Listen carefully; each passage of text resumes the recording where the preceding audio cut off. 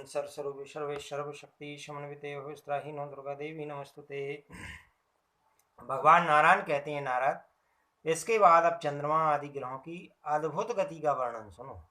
इनकी गति से ही मनुष्यों को शुभ और अशुभ समय का परिज्ञान होता है। जिस प्रकार कुम्हार का चाक घूमता है, तब उस पर बैठे हुए चींटे आदि कीड़े भी घूमते ही हैं।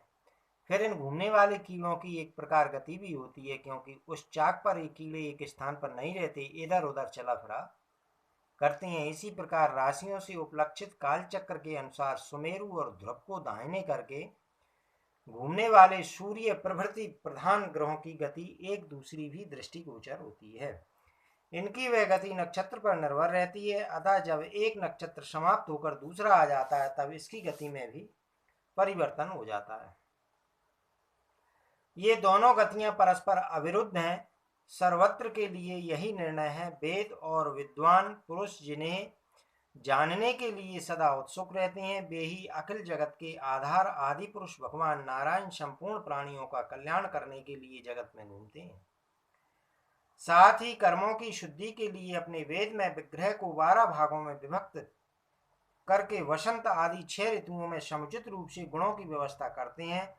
वर्णाश्रम धर्म का पालन करने वाले संपूर्ण पुरुष निरंतर वेद की आज्ञा के अनुसार छोटे अथवा बड़े कर्म का संपादन करके श्रद्धा पूर्वक योगों के साधनों द्वारा इन सूर्य रूप भगवान नारायण की उपासना करते हैं। जो ऐसा करते हैं, वे बड़ी सुगमता से कल्याण के भागीदारी बन जाते हैं। यह सिद्धांत है। यह भगवान सूर्य संपूर्ण प्राणियों के आत्मा है। द्विलोक और पृथ्वी लोक के मध्य भाग से इनकी गति होती है। ये कालचक्र पर स्थित होकर चलते हैं। 12 महीने वर्ष के अंग हैं। मेष आदि राशियों से इनकी प्रसिद्धि है। सूर्य क्रमशः इन 12 महीनों को भोगते हैं। एक महीने में 2 पक्ष होते हैं, पहला शुक्ल पक्ष और दूसरा कृष्ण पक्ष। पितृमान से यह 1 दिन और रात कहलाता है। सौर मान से इसे 2.25 नक्षत्र बताते हैं। सूर्य जितने समय में वर्ष के छठे भाग को भोगते हैं, उसे विद्वान पुरुष ऋतु कहते हैं। यह ऋतु वर्ष का अवयव कहलाता है। सूर्य आकाश मार्ग में होकर जितने समय में स्वर्ग और पृथ्वी सहित सारे आकाश मंडल का चक्कर लगा जाते हैं, उस समय को वर्ष जानना चाहिए। वर्ष 5 प्रकार के कहे जाते हैं: संवत्सर, परिवत्सर, ईरावत्सर, अनुवत्सर और इदवत्सर। समय की गति जानने वाले पुरुषों का कथन है कि सूर्य सदा समान रूप से नहीं चलते। इनकी चाल कभी मंद, कभी तीव्र और कभी सम हो जाती है।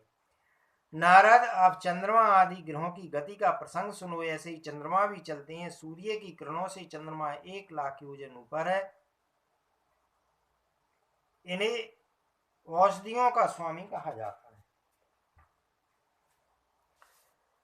सूर्य के 1 वर्ष के मार्ग को ये 2 पक्षों में, 1 महीने के मार्ग को 2.25 दिनों में और 1 पक्ष के मार्ग को 1 दिन में पार कर जाते हैं। यूं तीव्रगामी चंद्रमा निश्चित रूप से भूचक्र में भ्रमण करते हैं। ये क्रमशः पूर्ण होती हुई कलाओं से देवताओं को और क्षीण होती हुई कलाओं से पितरों को स्वाभाविक ही प्रसन्न करते रहते हैं।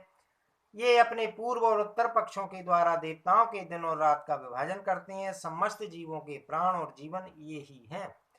30 मुहूर्त में ये प्रत्येक नक्षत्र को भोगते हैं। इनकी कलाएं 16 हैं। इनको अनादि श्रेष्ठ पुरुष कहा जाता है। मनोमय, अन्नमय, अमृतधारा और सुधाकर, ये इनके नाम है। देवता, पितर, मनुष्य, सरीसृप और वृक्ष आदि प्राणियों के प्राणों का पोषण करना इनका स्वभाव है। अतः ये सर्वमय कहलाते हैं। चंद्रमा के स्थान से 3 लाख योजन ऊपर नक्षत्र मंडल है। ये नक्षत्र अभिजित को लेकर 28 माने जाते हैं। भगवान ने इन्हें कालचक्र में बांध रखा है। मेरु पर्वत को दाहिने करके ये भ्रमण करते हैं। नारद, इन नक्षत्रों से 2 लाख योजन ऊपर शुक्र रहते हैं। ये शुक्र सूर्य के साथ साथ चलते हैं। कभी पीछे हो जाती हैं तो कभी आगे हो जाती हैं। इनकी भी 3 प्रकार की गतियां हैं: शीघ्र, मंद और सम। प्राणियों के लिए प्राय ये अनुकूल ही रहते हैं। इन्हें शुभ ग्रह कहा जाता है। मुनि, ये भार्गव वर्षा के विघ्नों को सदा दूर करते रहती हैं। इनके स्थान से बुध का स्थान 2 लाख योजन ऊपर बतलाया जाता है। ये भी शुक्र की समान ही शीघ्र, मंद और समान गति से सदा चलते रहते हैं। जिस समय सूर्य को लांघकर ये चल देते हैं उस समय प्रातः आंधी चलने, बादल धोकर इधर उधर बिखर जाने और अवर्षण की सूचना प्राप्त होती है। बुध से 2 लाख योजन ऊपर मंगल रहती हैं। यदि ये वक्री ना हो तो एक एक राशि को 3-3 पक्षों में भोगते हैं। देवऋषि यूं 12 राशियों में मंगल का भ्रमण होता है। अमंगल सूचक होने के कारण प्राह सबके लिए यह ग्रह अनिष्ट ही होता है। मंगल से 2 लाख योजन ऊपर बृहस्पति रहते हैं। यदि ये वक्री न हो तो एक राशि में वर्षभर रहते हैं। ये प्राह ब्राह्मण कुल के अनुकूल रहती हैं। बृहस्पति से 2 लाख योजन ऊपर भयंकर शनि का स्थान है। यह घोर ग्रह कहलाता है। सूर्य इसके पिता है। यह एक एक राशि में 30-30 महीने तक भ्रमण करता है। यूं इसके द्वारा संपूर्ण राशियां भोगी जाती हैं। कालज्ञ पुरुषों का कथन है कि यह ग्रह प्राह सबके लिए अनिष्ट कारक है।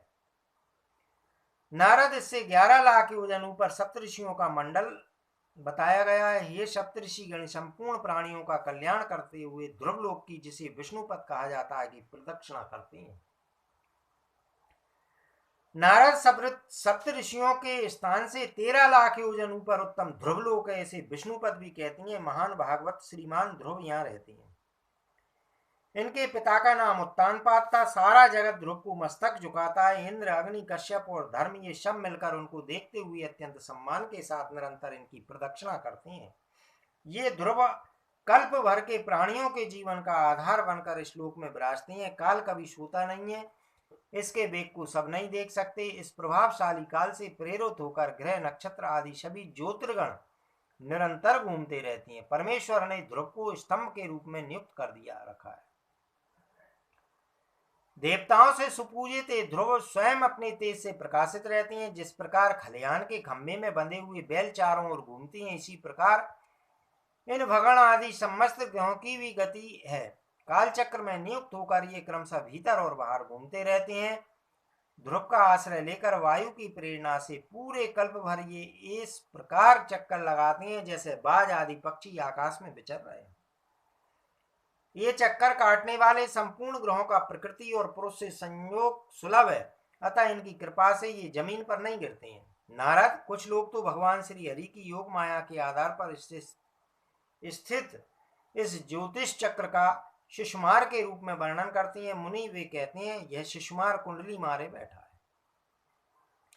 इसका सिर नीचे है। इसकी पूंछ के अग्रभाग में इन उत्तानपाद कुमार ध्रुव का आसन है। पूंछ के मूल भाग में पवित्र आत्मा प्रजापति, अग्नि, इंद्र और धर्म देवताओं से सत्कृत होकर विराजते हैं। दाता और विधाता पूंछ के अंत में तथा सप्त ऋषिगण कटि भाग में शोभा पाते हैं। यह शिशुभार दाहिनी और अपने शरीर को मोड़कर बैठा है। उत्तरायण वाले 14 नक्षत्र इसके दाहिने भाग में है।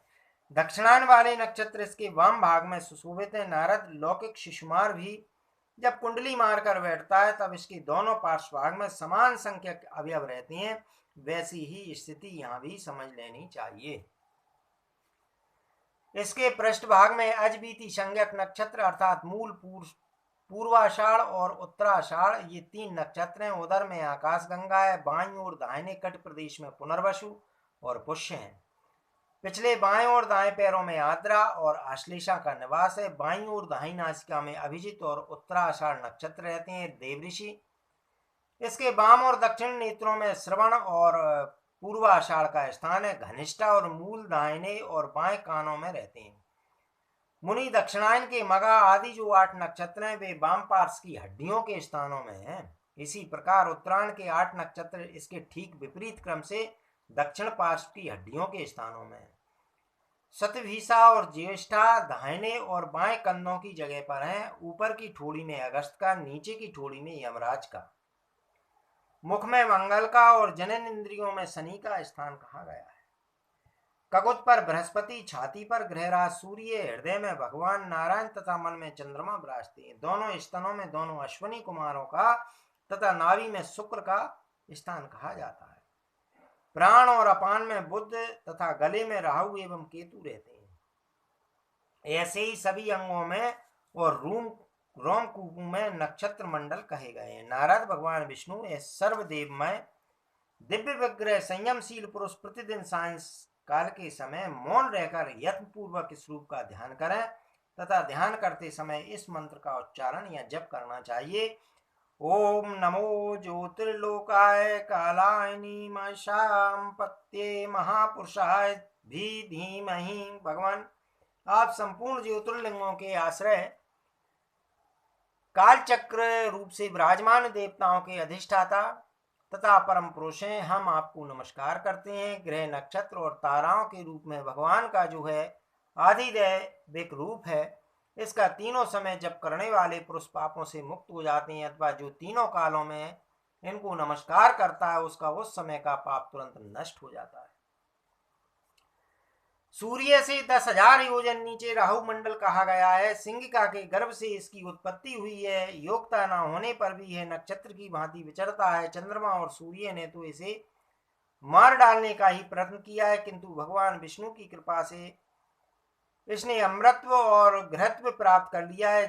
तपते हुए सूर्य का जो है बिंब दृष्टिगोचर हो रहा है। इसका विस्तार 10,000 योजन है। चंद्रमा 12,000 योजन के विस्तार में 13,000 योजन के विस्तार वाला है। राहु ग्रह सूर्य और चंद्रमा के बिंब को ढकने का प्रयास निरंतर करता था, क्योंकि पूर्व समय का बैर से भूला नहीं था, ऐसा समझना चाहिए। इतनी दूरी से भी सूर्य और चंद्रमा के बिंब को ढकने के लिए राहु तत्पर रहता है।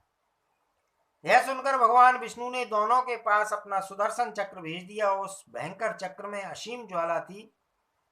उसके दूसरे तेज से सूर्य और चंद्रमा का मंडल चारों ओर से घिरा रहता है। राहु पास तो जा नहीं सकता, वह इनके बिंबों के सामने दूर ही रुक जाता है, फिर तुरंत लौट पड़ता है। देव ऋषि इसी स्थिति को जगत में उपराग ग्रहण कहते हैं, है जानने का विषय है।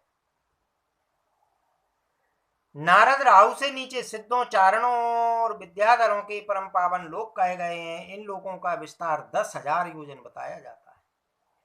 यहाँ पुण्यात्मा पुरुष निरंतर निवास करते हैं। देव ऋषि इन लोकों के नीचे यक्षों, राक्षसों, भूतों, प्रेतों एवं पिशाचों की श्रेष्ठ विहार स्थली है।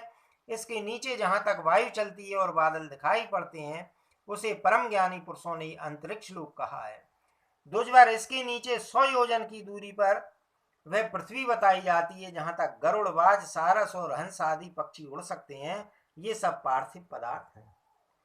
यो पृथ्वी के परिमाण और स्थिति का वर्णन किया गया है। देव ऋषि इस पृथ्वी के नीचे 7 भूविवर बताए जाते हैं। प्रत्येक विवर की लंबाई और ऊंचाई 1,000 योजन है। ये सभी विवर 10,000 योजन की दूरी पर हैं।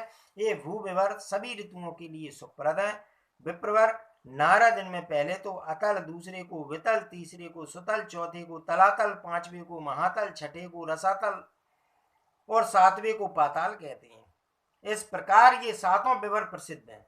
ये विवर एक प्रकार से स्वर्ग ही है। इनमें कहीं कहीं तो स्वर्ग से भी अधिक सुख की सामग्रियां हैं। विषय, भोग, ऐश्वर्य, सुख एवं समृद्धि की भवन है। इनमें अनेकों उद्यान हैं, विहार स्थलियां हैं, जहां तहां सुख एवं स्वाद का अनुभव होता है। वहां रहने वाले बलशाली दैत्य, दानव एवं नाग अपने स्त्री, पुत्र तथा बांधवों के साथ निरंतर आनंद करते हैं। वे अपने घर के स्वामी होते हैं। अनुचरों और स्वहृदयों का समाज उनके पास रहता है। ईश्वर की कृपा से उनकी प्रायः कोई कामना अधूरी नहीं रहती। वे माया जानते हैं, सभी ऋतुओं में सुख से संपन्न होकर निवास करते हैं, सदा हष्ट पुष्ट रहते हैं।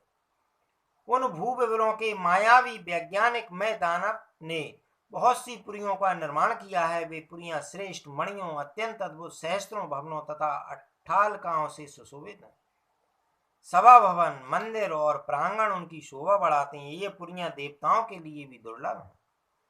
स्थान स्थान पर उन्हें विचित्रता से सजाया गया है। नाग और असुर अपनी स्त्रियों के साथ वहां विहार करते हैं। कबूतर और मैना आदि पक्षी इन पुरियों को मनोहर बना रहे हैं। विवर के स्वामियों ने उन पुरियों में विशाल भवन बनवा रखे हैं। उनसे अलंकृत होकर वे पुरियां अत्यंत प्रकाशित हो रही हैं। वहां मन को मुग्ध करने वाले बहुत से बड़े बड़े बगीचे हैं। उन बगीचों के वृक्ष फूलों और फलों से सदा लदे रहते हैं। वहां स्त्रियों के विलास उपयोगी बहुत से स्थान हैं, अतः उद्यानों की शोभा अधिक बढ़ गई है। अनेक प्रकार के पक्षियों से युक्त अगाध जल वाले बहुत से जलाशय हैं। जल बिल्कुल स्वच्छ हैं।